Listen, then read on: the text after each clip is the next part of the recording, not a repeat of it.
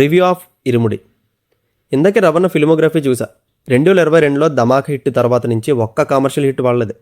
ఆయన సినిమా వస్తుందంటే ఉత్సాహంగా థియేటర్కి వెళ్ళడం, నీరసంగా ఇంటికి రావడం, ఇదే గత 6 సినిమాల నుంచి నేను చేస్తుంది. ఫ్రాంక్గా మాట్లాడుకుంటే ఈ సినిమా సాంగ్స్ ట్రైలర్ చూసాక ఇది కూడా పెద్ద ఏమి ఉండదులే అని మైండ్ ప్రిపేర్ చేసుకుని వెళ్ళా. కానీ ఈసారి మాత్రం థియేటర్ నుంచి చాలా హ్యాపీగా బయటికి పంపించారు. నచ్చింది నాకు cinema. First of all congrats to రవణ, నీ మాస్ కంబ్యాక్ ఇది. అన్నీ బాగుంటాయి. ఆయన కెరీర్లోనే హైయెస్ట్ గ్రాసర్ ఫిల్మ్ అవ్వబోతుందని నాకు గట్ ఫీలింగ్. ఆల్రెడీ BMSలో తాండవం ఆడుతుంది. మ్యాటర్లోకి వెళ్ళిపోతే చాలా సింపుల్ స్టోరీ ఇది. ట్రైలర్లోనే మ్యాక్సిమం ప్లాట్స్ రివీల్ చేశారు.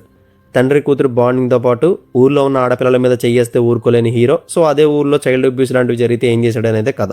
వినడానికి రెగ్యులర్గానే అనిపించవచ్చు కానీ స్క్రీన్ ప్లే సూపర్గా డీల్ చేశారు. కథలో 4-5 క్యారెక్టర్స్ ఉంటాయి. వాళ్ళంతా గ్రే షేడ్లోనే ఉంటుంటారు. ఎవడు విలనో అర్థం కాదు. ప్రతి ఒక్కడు దొంగన కొడుకులోనే కనబడతాడు.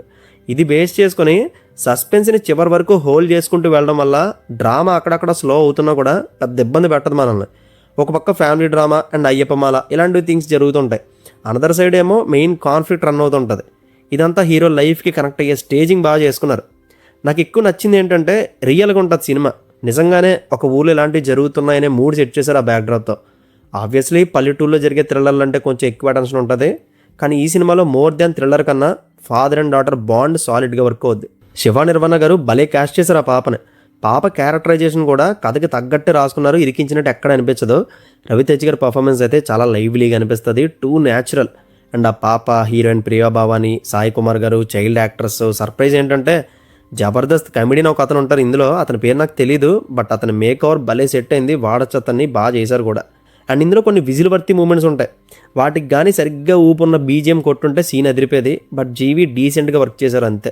అండ్ సాంగ్స్ ఇండివిజువల్గా వింటే నచ్చలేదు కానీ థియేటర్లో వైబ్ బాగుంది. సినిమా మంచి ఫ్లోలో వెళ్తుంది కాబట్టి దాంతోపాటు సాంగ్స్ కూడా క్లిక్ అయ్యాయి. ఫైనల్గా హానెస్ట్ అటెంప్ట్ ఇది. రవణ్ ఈ స్టోరీ ఒప్పుకోవడం చాలా మంచి మూవ్. ఆయన పెట్టుకున్న నమ్మకాన్ని శివ నిర్మణ గారు ఏ మాత్రం డిసప్పాయింట్ చేయలేదు. డైలాగ్స్ బాగుంటాయి, సస్పెన్స్ని మెయింటైన్ చేసే స్క్రీన్ ప్లే బాగుంటుంది. ఇక్కడ ఒకటి చెప్పాలి, హీరో ఎంట్రీలో ఒక సీన్ ఉంటుంది. అది బిల్డప్ షాట్ ఏమో అనుకుంటాం మనం, కానీ దానికి సెకండ్ హాఫ్లో కనెక్షన్ ఇస్తారు. ఎక్సలెంట్ అనిపించింది. దెబ్బకి బిల్డప్ అనుకున్నది కాస్త ఎమోషనల్ టర్న్ తీసుకుంటుంది. థియేటర్లో క్లాప్స్ పడ్డాయి. అండ్ 2 అన్ఎక్స్పెక్టెడ్ ట్విస్ట్లు ఉంటాయి, బాగుంటాయి అవి కూడా. అండ్ స్టోరీతో పాటు వెళ్ళే కొన్ని సీన్స్ రెగ్యులర్గా అనిపిస్తే అది కూడా ఫస్ట్ హాఫ్లో. సెకండ్ హాఫ్ మళ్ళీ ఎంగేజింగ్గా మారుతుంది. అండ్ గుచ్చి డ్రాబ్యాక్స్ వెతుక్కొని చెప్పే పనేం లేదు. మంచిగా చూసేచ్చే సినిమా. సో ఏం ఆలోచించకుండా టికెట్ బుక్ చేసుకోండి. అందరూ చూడాల్సిన one of the hard hittings థియేటర్ల ఎక్స్పీరియన్స్ ఫిల్మ్ ఇది.